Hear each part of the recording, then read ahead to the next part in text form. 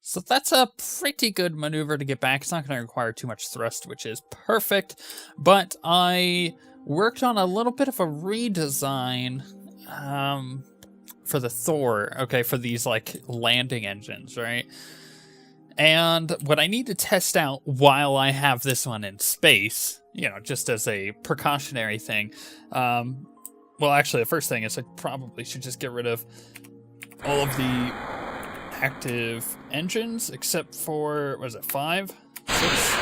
Gosh, it's so loud when it starts up. You could do your thrust limiter, right? So before, like when I would turn it on, it would push us upwards, right? So like, what if we thrust limited the front down to like 60, right? So that way it's at 60% power.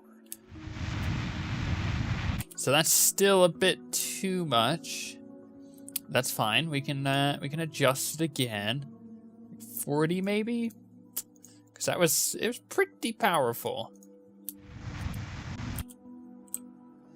What if I also do these a bit?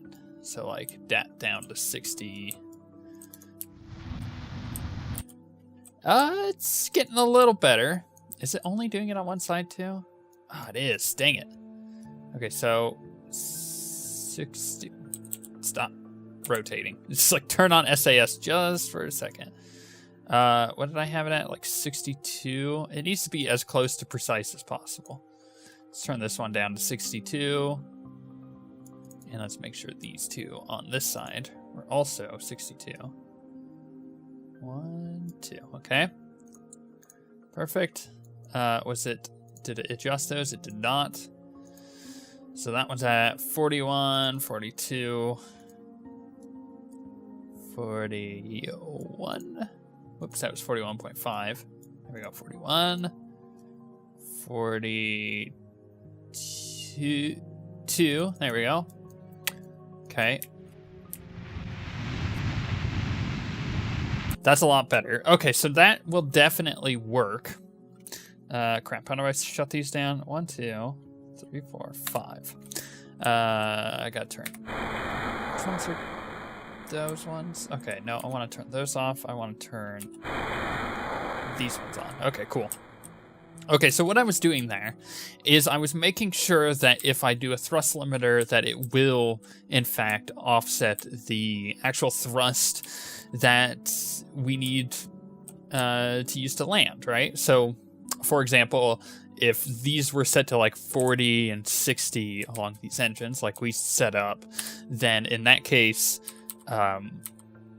it's kind of hard to do that while trying to land. So there's a few different things you could do. One of which in particular is going to be the thing that I look into with the redesign, is I'm going to make sure that the amount of engines is limited. So if I'm having to do that during, you know, say a really close landing, then I'm able to do it with relative ease rather than having to go through 6 of those engines. I only have to go through 2. So what that means as far as the redesign is concerned is that I also need to have the engines more powerful. Because if we're having less engines, we need to kick up the power of the engines that we do have for landing. Otherwise, we won't be able to slow down enough, and when we hit the ground, we're going to hit the ground hard, which will then force us to resort to kind of the same way that we landed last time, which is not what we want. So I think this will work a lot better. Do I have the right engines on? I do. Good. This is going to be a fairly easy maneuver, just getting back. This is the official re-entry test. I don't think that it's going to cause any issues. I mean, we didn't change a whole lot since the last time we tried a re-entry, but the one thing that we need to keep in mind is our fuel levels and the now different weights of our engines, because before we had those like air-breathing rockets on the back, and now we have these nuclear engines, which are quite heavy. So I'm going to make sure that re-entry works quite well. All right, we're getting really close. 90, 80, 60, 50, 40. I wanted about 20. We're going to be doing a much more aggressive dive into the atmosphere for this, obviously. But that is part of the test procedure here. Also, we're unintentionally testing our fuel capabilities. They're quite good. For like a craft that is meant just to go to the surface of something and then come back, it's got some pretty good fuel capabilities. All right, we're gonna speed up a little bit here. Ooh, not too much. I gotta find Kerbal again. There it is. We're just gonna get nice close. See, this one is a much more aggressive turn in on this. So what do we want to do? Well, first we want to right ourselves. We want to turn off those engines and turn on rockets just in case. Just in case we need a bit more oomph, you know. All right, so this is going to be difficult. Now, remember, all of these here are pretty much our landing procedure, which is the... Oh, there's one more thing I forgot to do. No, I can always do that. Right click, Control or Alt right click there. We're gonna switch my fuel to balance out a bit. But the thing about this maneuver is that it's kind of ballistic, right? You see that we're going in a bit. That's not really what I wanted to do too much. So we're gonna go in a bit ballistic, but all part of the plan. This needs to be tested if we're able to slow down enough. 9 should raise our air brakes, and we're gonna start getting a lot of drag really quickly. We'll see if this sucker can keep itself stable. That's the main concern, and slow down enough. Thus far, it is stable. This is why this is the most successful craft I've ever made. I quite like the look of it. It's very pointy. It's very arrowheady. I like that. Now, when should I pull my chutes? Probably... Wow, our frame rate is just dying here. Let's gain a few more frames per second by turning off our lights. Wow, we're going in super ballistic, and that worked incredibly well. I'm really surprised that this thing stays so stable going back in. That is a pretty impressive feat. Okay, let's turn off our air brakes. We're going to now aim down to keep the lift going. I know that I have developed this also to work as an atmospheric craft. To get out of the atmosphere of planets as well, especially low atmosphere planets like Duna, for example.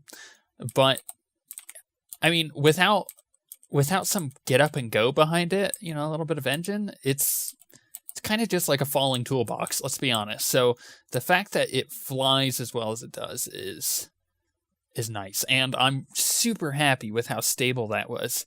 Like, we went with one of the most ballistic entries that we could come in at that would destroy most crafts, but the shielding on the bottom certainly helps out quite a bit. All right, we're going to pull up a bit. We can land this thing like an aircraft. I think I should re-mention that. That is a possibility to do, but for the most part, we're going to just play it safe, because this one in particular was not designed to do that. So we're going to play it safe and use the parachutes. We don't have to use the parachutes for quite some time, though. At least like another 10 seconds. Oop. The one stability concern I have is like if I pull up enough, to stall my wings, I do get to the point where it starts pulling up on its own, which is okay at this point. So we want to start pulling up. Okay, stall those wings, stall those wings. Oh, this is beautiful. I'm actually really surprised at how well this works. Oh, this is great. This aircraft, man. This freaking aircraft. I love it. And we're going to bounce. Ooh. More so than I wanted to, but it still works. Brakes. We have a successful test. I didn't want to go back to the Space Center. That was the wrong button, so I'm going to have to go back and then recover it. Much better. We got 150 for science out of that. Minus 66, of course, because we are funneling a lot of that into our funds. That was quite good. Crew report did, yeah, okay, so we got some XP going on there for Bob and all them, which is quite good. I like leveling those guys up. Okay, so here's the deal. I have two things that I need to do. The first is I want to take control, there it is, of this. I realized earlier that it didn't have a name, so we're going to give it a name to begin with. But the other thing is I wanted to actually use this. Now, this is a satellite we put up in particular just to finish a mission. But what the heck is that? Oh, it's like one of the... It's like one of the communitrons was open. Interesting. And then it wasn't. Huh.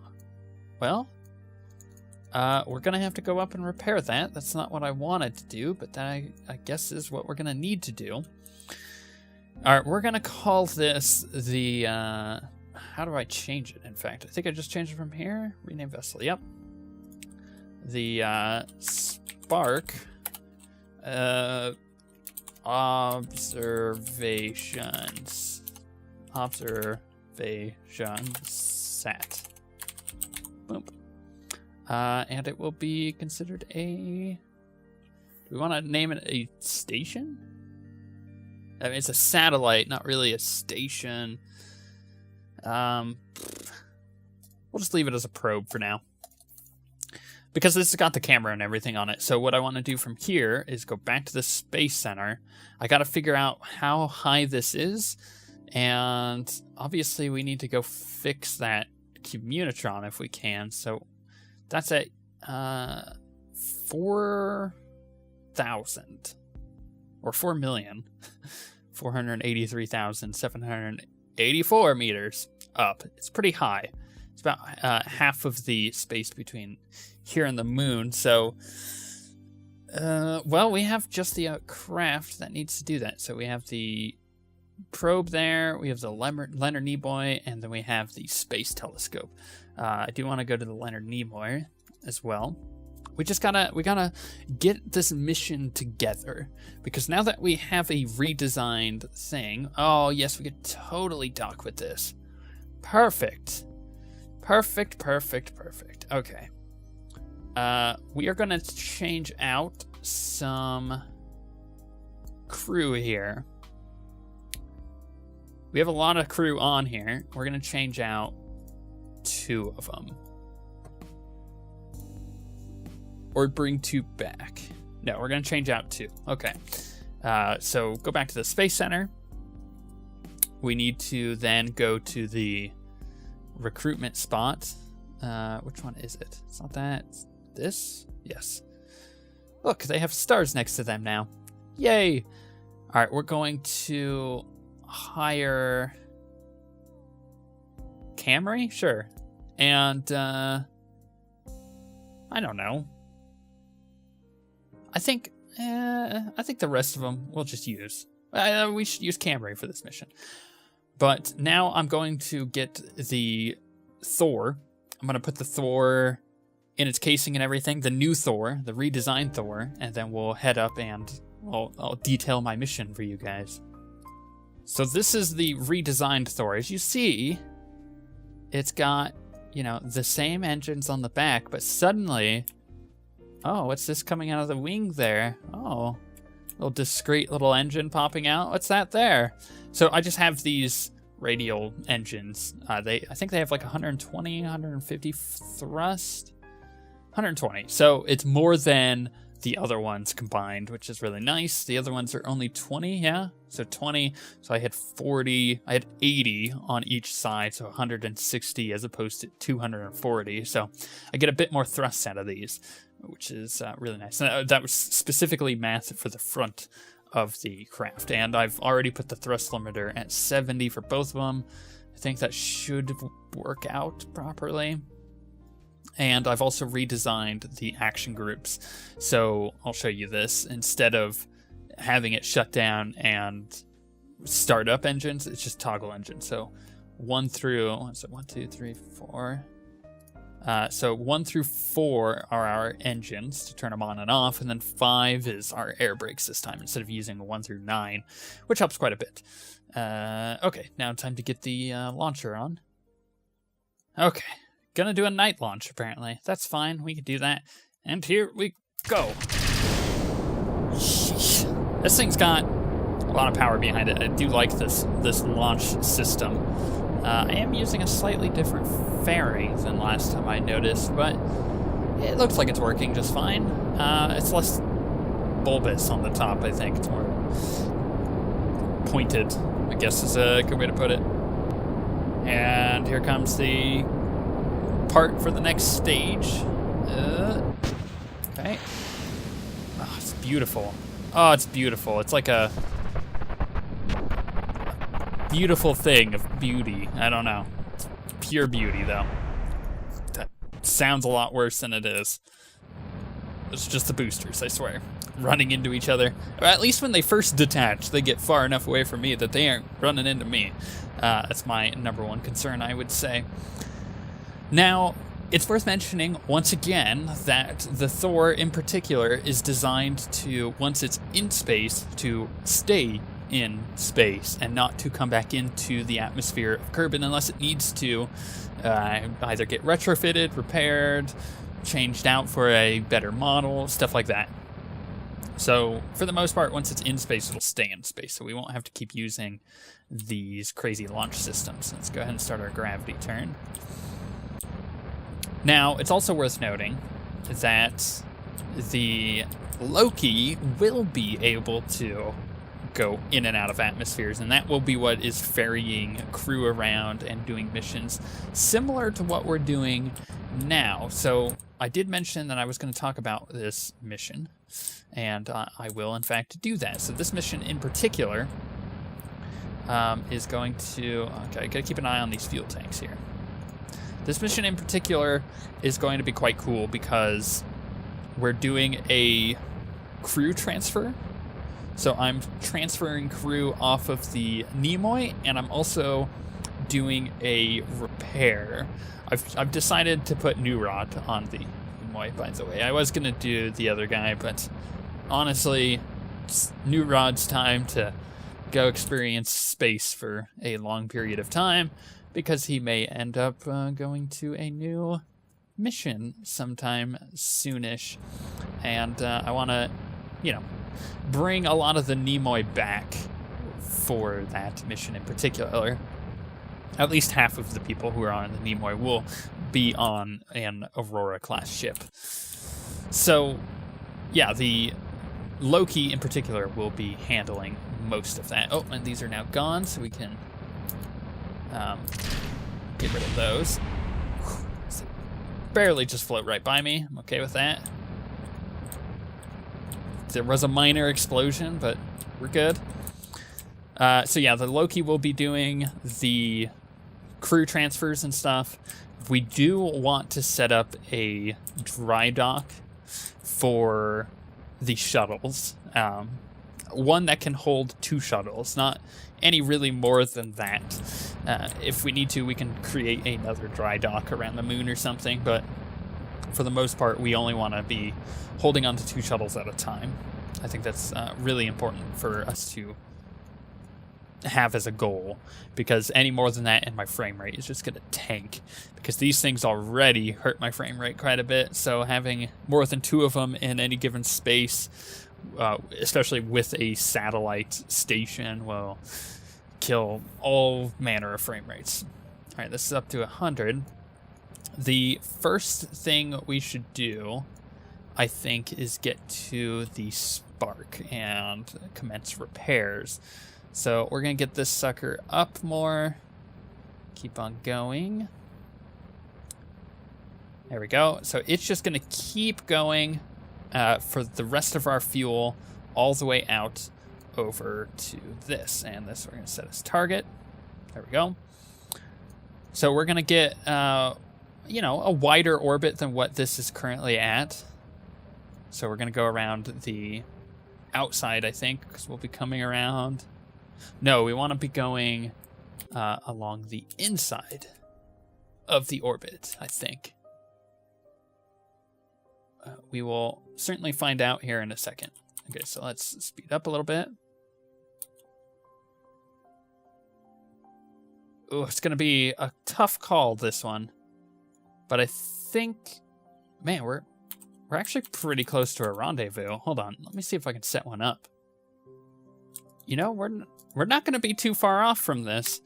Let's, do we have RCS on that? We do. We're almost out of fuel on this thing, which is fine. Kind of expected it, to be honest. All right, so we'll get to here. And I will go up in speed a bit. Okay, that's perfect. We're going to burn out the rest of our fuel real quick. And I overshot it a bit. All right, so we're going to back this sucker up. That's fine. In fact, I will set up a new node for that.